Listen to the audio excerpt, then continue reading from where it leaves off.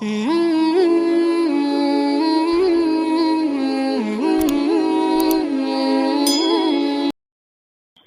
kita buah oleh ahli sunnah, oleh ulama seluruh dunia, kitab sing sohan Bukhari kalian apa?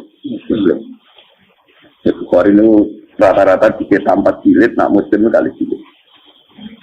Ini yang berarti kalau terangkan masalah-masalah kebenaran yang malah menjadi tragis untuk agama. Kesalehan-kesalehan yang justru menjadi tragis bagi agama. Ini zaman Rasulullah disebut kaum Khawarij.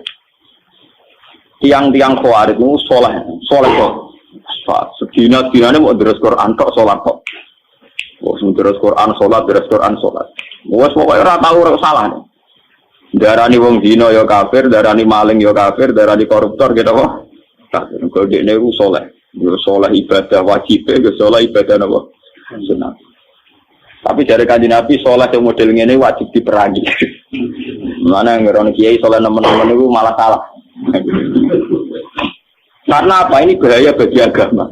Soleh nak berlebihan itu bahaya bagi agama. Sama tak ceritanya.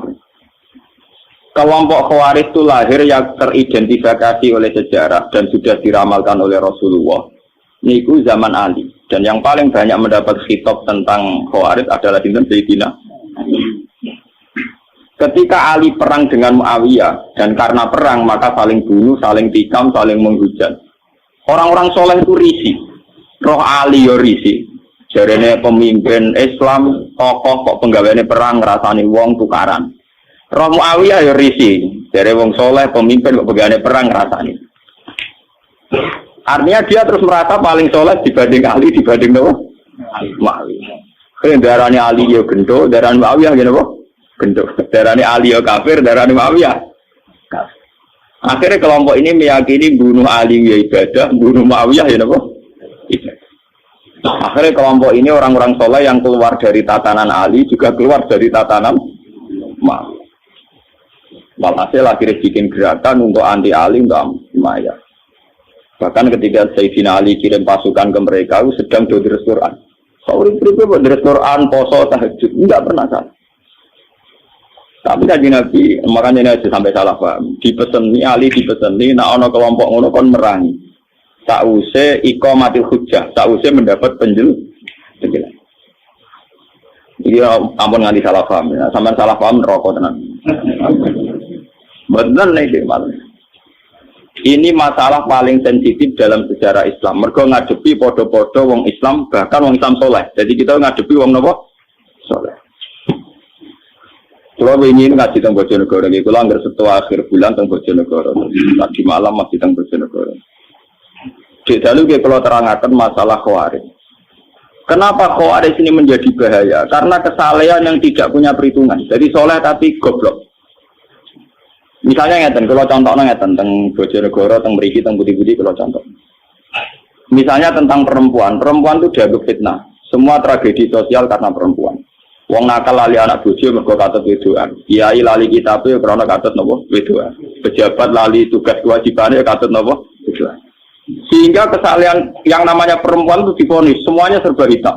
Harus dijauhi, harus apa. Tapi yang dia tidak menyadari kesalahan ini tanpa perhitungan. Ketika wong soleh menjauhi perempuan, ini artinya perempuan didekati wong dolim dan produksinya mesti produksi wong dolim. Misalnya kok Mustafa soleh, bojo muk sitok, ora ngarah wani nambah. Anak mau loro. Artinya mau Mustafa iki soleh, mau nglahirno wong soleh loro. Sementara wong dolim produksi kedoliman besar-besar. Ning dalan-dalan rabi, ning dalan-dalan di anak. Liwat bojone, selingkuhane, perkosaane. Berarti produksi dolim jauh lebih cepat. Produksi dolim cepat, produksi soleh lambat. Paham? Mulane wong kok janggal poligami ora pati ulama. Nek soal rawani wedi bojo jujur wae. Tapi ora usah ngait-ngaitno agama salah dalam konsep poligami. Mergo produksi dolim mesti cepet. Jajal wong dolim sitok nyelingkuhi wong pira. Paham? Hasil selingkuhan dia anak, hasil bojo sing nganggo surat nikah dia anak, hasil perkosaan dia anak. Produksi kedoliman yang cepet. Produksi soleh lambat dia anak loro ora iso ngeki mangan. Paham ya? Artinya andaikan kesalehan ini terus main pukul rata menjauhi perempuan karena dia fitnah, dia masalah, Toh wong dolim tidak menjadi perempuan, maka rahim perempuan hanya melahirkan produksi dolim. Begitu juga menyangkut harta. Wong kudu ada duwe atau macam-macam. Sing suka wong dolim, mergo ora menghindari harta. Sing soleh kuwi, sing dolim di karyawan wae. Bisa gawe kelompok niklab, kelompok macam-macam kelabing, kelompok senam sing aneh-aneh. Sing soleh kuwi kok gawe kelompok, ngumri awake dhewe mengkas mungkin. Paham? Sehingga kesalahan anti harta punya akibat begini, nanti ke depan punya akibat. Begitu juga menyangkut pangkat. Sing dolim kompetisi kepengen jabat, akhirnya jadi bupati, wakil bupati, DPR. Sing soleh malam belesek. Ketua RTW apa aja. Paham? Padahal dalam undang-undang tentu yang menentukan yang punya otoritas. Yang otoritas dolim kah? Tapi akhirnya pornografi gak kriminal, semua kesalahan gak kriminal. Sing soleh belesek, mau RTW apa aja. Delik ini gunung sesuai uang, nggak asap dia mau opera pusing. Nah, kesalahan khawarij itu nanti punya akibat demikian. Andikan ditoleransi punya akibat demikian. Maka Nabi pesan yang Ali, orang itu harus kamu lawan. Bahaya bagi agama. Kelompok kesalahan sampai menghancurkan sendi-sendi kehidupan itu harus dibunuh. Karena bahaya bagi agama. Kesalahan tapi bikin kekacau. Nah itu khawarij. Kulon berkali-kali istikharah. Kenapa seorang Rasul yang terhormat? Ya, kenapa seorang Rasul yang terhormat oleh Allah Subhanahu Wa Taala disifati resmi bisorihil alfab ya dalam teori usul fikih kalau sorah itu layak balul mafhum harus difahami demikian. Artinya tidak mungkin salah karena lafadznya apa eksplisit apa sorah. Wa ma arsalna qablaka minal mursalina illa innahum layaquluna at-ta'ama wa yamshuna fil aswaq. Saya tidak pernah ngutus seorang rasul kecuali punya tradisi ya doyan sego. Layak kuluna tamu ya doyan manan. Wayam sunat aswaq seneng mlaku-mlaku ning pasar. Paham? Wayam sunat aswaq maknane seneng mlaku-mlaku teng napa? Kula nu berkali-kali ngaji teng Sarang, padahal Sarang daerah basis pesantren. Saya itu ngomong bahwa seorang ulama itu wajib kadang-kadang jalan-jalan di pasar. Ning terminal kok ini dalan-dalan. Sing wong akeh. Kenapa? Karena kalau seorang ulama, seorang nabi, seorang wali, orang-orang soleh itu tidak mengakui proses sosial yang bernama transaksi, itu akan bahaya bagi agama. Dia akan bahaya bagi agama. Sekarang tidak ada kriminalitas pencurian, penggarongan, penyabutan, pengemplangan dan sebagainya itu baru kayak pasar. Karena pasar ini masih sesuai fitratallahi allati fataran nasa alaiha.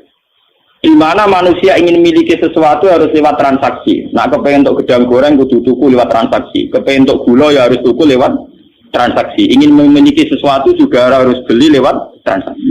Dengan demikian ada ketertiban umum. Nah, memiliki sesuatu ingin lewat transaksi itu fitrah Allah, sunnah manusia. Karena mereka risih dengan yang namanya maling, garong, jambret. Coba kalau tidak ada pasar, orang ingin mendapat sesuatu lewat garong, lewat menjahat dan sebagainya, maka dunia akan kacau. Dan tugas seorang rasul adalah mengakui proses fitrah, proses kultur manusia yang sudah benar, yaitu ingin memiliki sesuatu lewat transaksi. Karena ini menjadi stabil, negara menjadi stabil, komunitas menjadi stabil. Sebab itu Allah dawuh wa halallahu bi'a wa harramat iqbal. Allah sangat menganjurkan yang namanya transaksi. Yaitu orang memiliki sesuatu lewat apa? Transaksi. Kenapa Rasul sampai didesain sedemikian oleh Allah Subhanahu Wa Taala? Kalau enggak, nanti agama dikira hanya urusan iktikaf, urusan tahajud, urusan qiyamul lail, urusan puasa sunnah. Padahal ciri utama agama adalah satu ibadah mahdhah, kata salat, sujud. Nomor dua muamalat, ibadah sosial. Dan muamalat ini tertib karena orang kalau memiliki sesuatu ingin lewat transaksi, bukan jalan pintas nyolong atau enggak. Nah, proses agama yang kedua ini diakui oleh para rasul lewat mereka itu ya belum dagang di pasar. Semua nabi punya sejarah sebagai pedagang. Nah, sing ora dadi pedagang kayak wali-wali abdal, sementing seneng ning pasar. Mulane kula bolak-balik, kula teng Sarang wani matur, nek ana kitab kok nerangno ning pasar Gugura Muruah iku sing aran rapati ngalim, mesti rapati ngalim. Kliru. Wong ayate sore kok ditentang, kecuali ayate mafhum lho. Wa yamsuna fil aswaq ayate napa? Sorry. Dalam semua tradisi keulamaan tentang ayat sorry itu tidak bisa. Kalau mafhum mungkin yang mafhum salah, tapi kalau sorry tidak bisa. Bayam surah apa? Sama tak cerita nih. Kanjeng Nabi itu pernah ditanya, Umumnya Nabi itu kalau ditanya amal paling baik itu apa kan dijawab tahajud, berpuasa sunat, nanti ketika ditanya jawab kasbur rajul biyadihi. Ikhtiar terbaik itu apa ya Rasulullah? Ayul kasbi atyab qol amalur rajuli biyadihi wa kullu bi'in mabrur. Amal terbaik itu kowe kerja nganggo awakmu dhewe. Nomor loro semua transaksi sing benar. Bek sing napa? Kalau ngerti ana bek mboten jual beli tapi napa transaksi. Sampai nak ngalim tahkim ngerti ya, kados teng kita mu'in wahab. Angger muni kita bulbek itu maknanya kita transaksi. Sebab itu di bawahnya nanti ada kirat, ada sirka, ada salam, ada apa. Karena bek artinya apa? Transaksi. Jadi bek bukan jual beli fakot, tapi artinya transaksi. Makanya kalau di kitab-kitab fikih, kitabul muamalat dimulai kitabul bek. Nanti di bawahnya ada kordu, ada sirka, ada kirat, ada macam-macam. Nah ini bek itu makna dasarnya apa? Nah, dengan ada transaksi itu ada ketertiban umum karena di situ pola sosial sehat, yaitu orang mendapat sesuatu lewat garong, lewat gendor, lewat nyopet. Nah agama tinggal ngakui ini bahwa itu juga agama. Nah ini intinya nggak keliru Khawarij. Mestinya setelah ada orang ingin beli sesuatu lewat transaksi, yaitu agama. Ada orang jual beli secara siat, yaitu agama.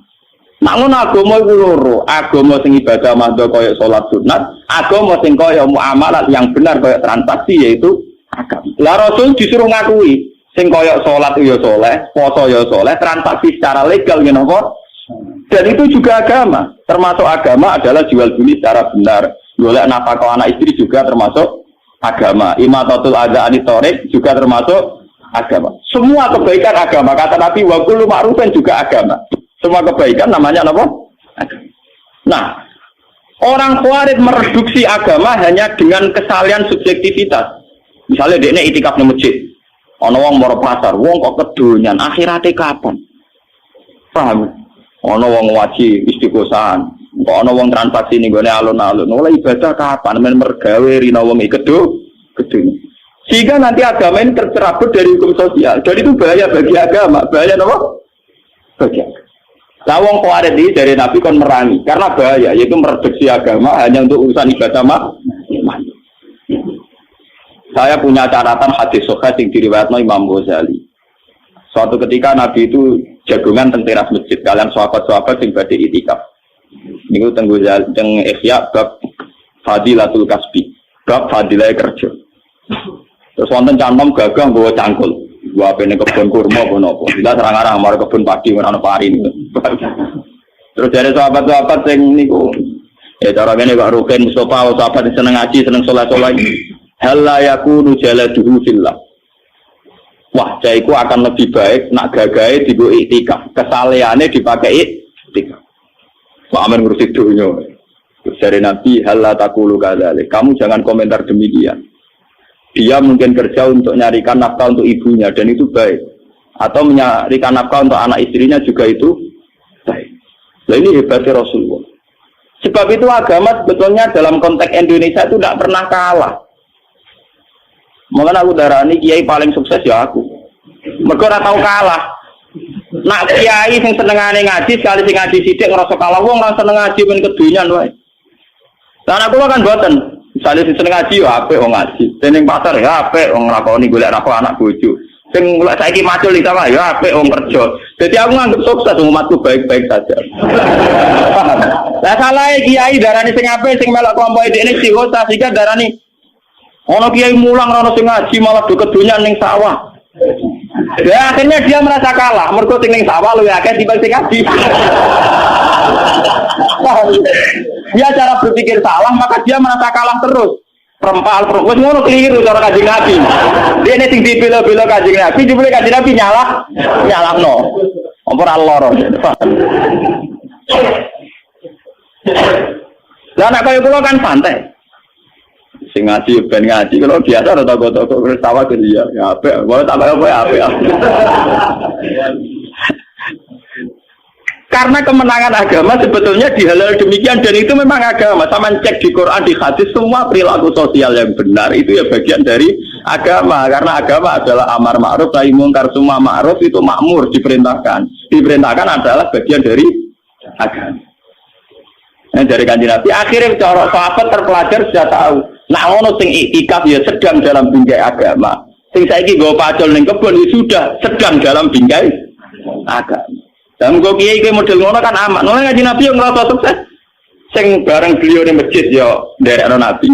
Sing ning pasar ning dalan-dalan ning gone sawah ya nderekno Nabi iku ya ajarane malah nabine menangan to. Sing ning sawah ya nglakoni ajaran Nabi golek nafkah. Sing ning pasar ya nglakoni ajaran Nabi golek nafkah. Sing ning terminal dadi kernet dadi supir ya nglakoni ajaran Nabi. Lho sing ora ajaran Nabi kan jiwite wong iku ora ajaran. Sak mergawene tetep ajarane Nabi lho campur aja. Lho nek bedane rodo iku ora ajarane Nabi. Nabi kan Nabi wong apik roh ya kerjane to. Nakale kok mbok ora roh ya. Paham ya niki sing lho umpama kebenaran nuruti khawarid itu kebenaran mau anane ning nggon ngaji, nggon istighosah, nggon sebab itu Quran itu hampir berapa persen, 50% lebih cerita muamalah karena muamalah adalah bagian dari malah dari Nabi wa kullu bai'in mabrur dan semua transaksi itu termasuk afdalul kasbi, termasuk ibadah terbaik. Paham? Ini penting kalau aturakan. Mereka saat ini kata nganggu ukuran kesalian sing ideal. Yes, nganggu ukuran kesalian sing ideal. Akhirnya banyak masalah. Wong soleh kok diukur ideal. Wong kira-kira waras wonten pun seneng. Lan kula ora ngarah dadi wong soleh nemen-nemen, mun sumpah lho mbek pangeran. Soleh sing nemen-nemen ae, tapi sing mesti warga langsung maksudnya sing.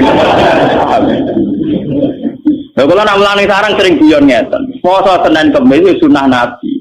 Tapi surah Nabi ra poso Senin Kamis tok. Nabi juga sering nunjukno ra poso Senin Kamis, go nunjukno ora wajib. Nek ngono poso Senin Kamis ya sunah Nabi, kadang-kadang ninggal sunat iku ya sunah Nabi. Lah aku milih sing ninggal iku. Paham ya? Loh, karena kalau ulama nglakoni terus nanti dikira sunat, itu dikira wajib. Itu bahaya bagi agama, paham ya? Ulama itu duwe kemudian ngoten, dene duwe iskal untuk niru Nabi komplit, yo niru nglakoni ini, yo niru ninggal. Loh, kata siapa ninggal tidak bagian sunnah Nabi? Karena kalau kesunatan dilakukan terus akan jadi khawarij. Nanti dikira wajib. Dan itu bahaya bagi agama, sesuatu yang sunat dikira wajib. Umpama kaji Nabi duha terus, kaji Nabi tahajud terus, qobliyah ba'diyah terus. Bahaya entek waktu ning wong Islam. Nglakoni sunah. Nah, Nabi duhane misale 8 rakaat. Tahajud sing terkenal mbek witir 11 rakaat. Ayo sampean. Qobliyah dhuwur riwayat sing sahih 4 rakaat. Ba'diyah 4 rakaat. Asar qobliyah 4 rakaat. Gara-gara salat kriminal cara fikih. Nak qobliyah maghrib ora pati muakat ya, mana ngelakoni itu kok bodoh aja nih dia sunat, tapi kok tersangka. Jadi nak gue sholat qobliyah maghrib kesana rarongan, jadi padahal dia sunat cuma orang muat, kada. Terus antaranya maghrib ke isya Nabi sholat ngenteni isya disebut sholat wajib. Tapi itu semua dilakukan Nabi hanya sering melakukan juga sering meninggalkan. Umpama Nabi ngelakoni terus pasti dikira wajib. Mana gua ngomong tentang santri-santri, jangan kira orang kayak saya tidak melakukan sunnah Nabi, saya melakukan sunnah Nabi. Cuma diperhitungkan, menjelaskan gampang. Itu soalnya aku diperhitungkan, jadi menjelaskan apa? Singkat. Paham ya? Ojo koyok koncoku, lo latihan nyai khutbah Idul Fitri yang kayak, khutbah Idul Fitri kok kecangkeman cerita. Man soma Ramadan summa atba'u sitan min Syawal, fakaan nama somat dahron apa? Ulang. Pokoknya sampai nak poso Ramadan, terus poso 6 dino saking Syawal, pun podo kare poso setahun, terus nerang fadilah. Bareng tamu ini tanggal 3, tanggal 4 dosoan, do poso. Kiai ini mau mangan roka. Ditomati. Monggo dibar kula poso anu jenengan malah jenengan ra poso. Ora gathok banget. Niku pas awal akhir sowan kula, Mbak. Wah, nyoro ke nyai nak kesemangatan jerit. Bener jenengan ra tau ngomong sunat-sunat. Dadi nek nglakoni ra ketara. Oke nyai ajaran engkek. Boleh menengah. Terus Idul Fitri khutbah berpuasa Ramadan wis apik. Pira-pira gelem po. Puasa muga-muga dosane di sepuro. Per apa dalil ono sama. Malah disomati ya kira wah raga ada wah sampean ngajar malah gak nglakoni. Wah, rumah deh. Paham ya? Jadi kesalehan yang over itu akan bahaya bagi agama. Ya akan bahaya bagi nopo. Karena agama nanti kayak apa ya? Kayak melukai hukum sosial. Misalnya sampai nomor 3 Quran. Terus Quran bar maghrib misalnya. Wa anak menangis gak berurusi. Bojo njuk tulung ora berurusi. Alasan uang lagi terus Quran nomor 3 anak loro, anak nangis ra urusanku. Berarti kowe demi Quran tapi melukai hukum sosial.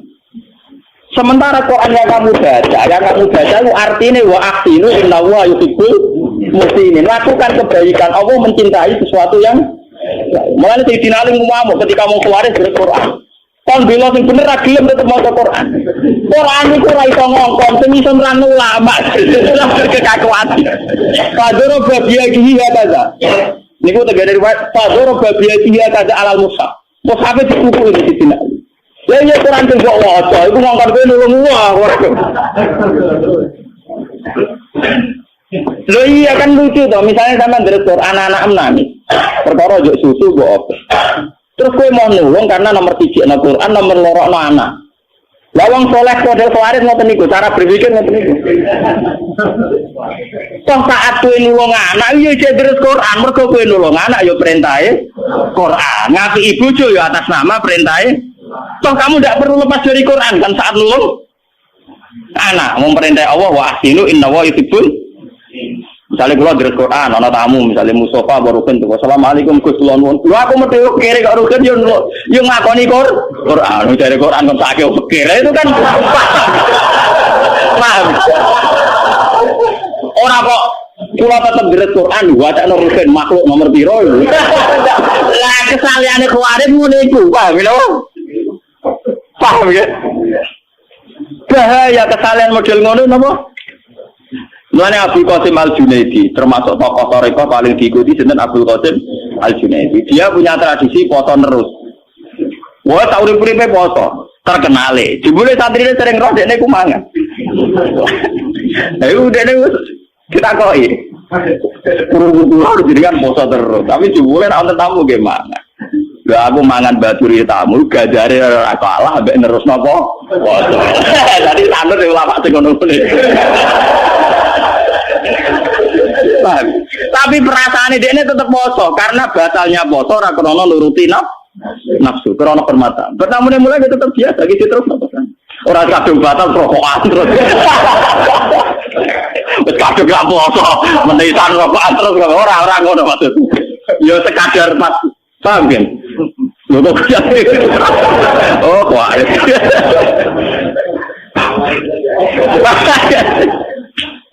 Jadi sebetulnya pola-pola kesunatan yang dilakukan Nabi itu variasinya banyak. Toh kita tetap dalam bingkai kesunatan, bingkai kebaikan. Di misalnya kayak di Quran diganggu anak berurusi ya kebaikan. Lalu ketika Nabi, kowe nak sholat jadi imam sing cepet. Perhitungan Nabi fa inna fihim ad-dha'ifa wa dzal hajat. Wa kana Rasulullah idza shalla fatami abuka asobi khaffafa sholat. Lalu kanjeng Nabi kan ada di sholat jadi imam sing cepet. Iku ning gurimu ana wong lemah, ana wong sing duwe kepenting. Kiai wong nganggur ra PNS. Salate suwila ra masalah, ora ana di jadwal. Ora duwe napa? Ora duwe jadwal. Tapi wong sing duwe anak cilik ning omah. Ibu-ibu sing makmum kuwe duwe anak cilik ning omah mesti salate kesusu nang ngurusi anak. Kiai ning nganggur anake dipatrano mboke. Ndak bisa kamu sepihak begitu jare Nabi, ndak boleh. Salat kudu standar dengan mempertimbangkan wadzal hajat. Dan Nabi ketika sholat kok ngucap cilik nangis. Dan beliau sadar ibunya karena ikut jamaah itu khaffafa sholatan. Nabi mempercepat sholat. Jangan sampai dikira sholat ini problem bagi anak. Gak bisa kamu katakan, berarti Nabi ngalano sholat di sini cilik. Lu perintah sholat ngono iku ya perintah Allah. Saiki rumah cilik ya perintah Allah. Berarti Nabi tidak ada masalah ketika sholat ya tadi fi amrillah, ketika sekarang ngurus cilik juga fi amrillah. Jika agama selalu menang. Satu kiai kok kulon malah ngerasa menang terus. Gus gak nasi ngaji kok ngerasa menang. Lho seneng pasar itu tak anggap nglakoni sunnatullah. Seneng terminal tak anggap nglakoni perintah Allah. Jadi karena jadi supir tak anggap nglakoni perintah. Karena itu sedang dalam tolakul halal. Kalau nu gak ada kenangan kalian bapak nu termasuk kiai teng Rembang karisma, wong ngapal Quran dihormati. Itu paling seneng marung. Mbok ing dalem sarapan teng omah nggih kok nak teng dalan tetep marung. Mbok badhe tok omah ora langsung marung kene itu ora. Pak jenengan kok seneng marung alasane nopo? Wong ngertian Pak Kiai Nur Salim jadi misteri kenapa seneng marung. Dia cerita. Dan beliau cerita sambil berkaca-kaca. Terutama di warung-warung sing orangnya itu lemah, di kasus rodo-rodo lemah atau apa. Cerita Bapak. Nah ono rondo ayu gawe warung. Dan dia tidak berzina, tidak menjual apa? Itu artinya dia melakukan perlawanan terhadap sing namanya zina.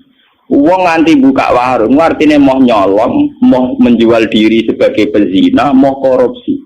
Dia inginnya berdagang secara normal, itu artinya tolakul halal. Jadi setiap uang sing buka toko, buka warung, artinya orang yang melawan kezinaan, melawan maling, melawan penjahat. Karena dia ingin mencari nafkah lewat jalan normal. Dan itu sangat menolong agama, sangat menolong. Jadi sing ibadah ora sing tahajud tok. Wong sing jaga warung nunggoni warunge nunggoni toko ya ibadah. Karena itu artinya melawan maling, melawan sistem-sistem cara-cara sing kotor. Padahal kita tahu ciri utama agama adalah tarkul haram. Ciri utama agama mau loro to lek fi'lul wajib kok salat. Nomor 2 tarkul haram.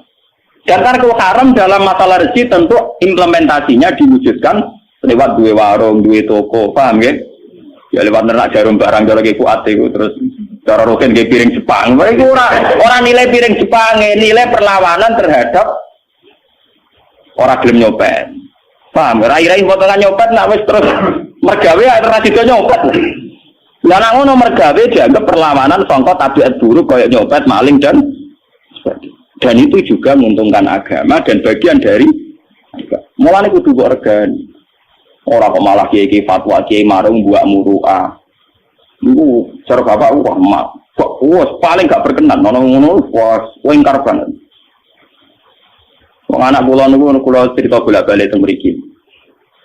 Anak kula cara teng desa kula termasuk wong mapan. Niku nak jajan teng SDTK kira-kira ora pati doyan. Tapi tetep jajan negeri se tak sangoni tak kene. Kak kula sing protes. Wong mboten dipangan kok dituku ra israf. Ya ora ya malah arah tuku malah esok. Ya. Karena bagi saya ada seorang tua, janda tua mergawe teng SD teng TK. Itu luar biasa karena dia dalam bingkai tolakul halal dan tolakul halal itu ibadah. Paling enggak bunuh maling, bunuh mental copet dan dia juga bunuh mental tomat. Nomor 2, uang disedekahi langsung kadang tersinggung, tapi kalau lewat transaksi kan terhormat karena kesannya lewat apa? Transaksi. Daripada disedekahi langsung 1000 terhormat kalau lewat apa? Kalau nanti ditakai kalian bojo kula, lha napa mboten israf? Nak anakku ora belanja malah israf. Israf itu khitab pada saya, pada kita semua, bukan pada mereka. Lho nggih israf, misalnya kados kula, sak kire-kirene kula. Wong kula termasuk dianggap wong alim kaliber. Iku mesti ning omah ana dhuwit 50.000, 100.000. Mbok dhuwit receh, mbok dhuwit tetep ono. Justru saya israf ketika uang 1.000 tidak saya lepas. Artinya kalau uang 1.000 saya tidak saya lepas kan aku cek nyimpen duit 50.000. Cara pangeran berlebihan, aku nyimpen duit apa? 50.000. Lah ini orang-orang nggak memahami rumah sana Islam itu jajan 2.000 itu Islam. Nah cara pangeran walian. Kowe sing kaya raya kok duit mbok kok toples, mbok kok kotak ora mbok tokno sing Islam. Mulane nggone Quran hadis sing dikritik Islam malah dari segi ikhtikar dan kanzu nyimpen. Lah iya, kayak kula kan mesti didik 1.000 50.000. Tak lepas 2.000 anakku jajan kan bagi ibu-ibu janda kan beruntung. Untuk duit 2.000 sangat berarti. Sementara duit 1.000 bagi saya tak simpen akeh-akeh kok israf. Mergo aku beras ya duwe, gula ya duwe, pokoke ra kere lah. Mestinya saya takut israf justru kalau saya tidak ngelepas uang itu, paham? Paham? Saya ini malah israf kalau tidak ngelepas itu, mergo nyimpennya kakean, paham? Nyimpennya apa? Kakean. Padahal kalau saya lepas untuk wong sing sangat paham dulu, goblok kok dimareni, paham? Ya mulane.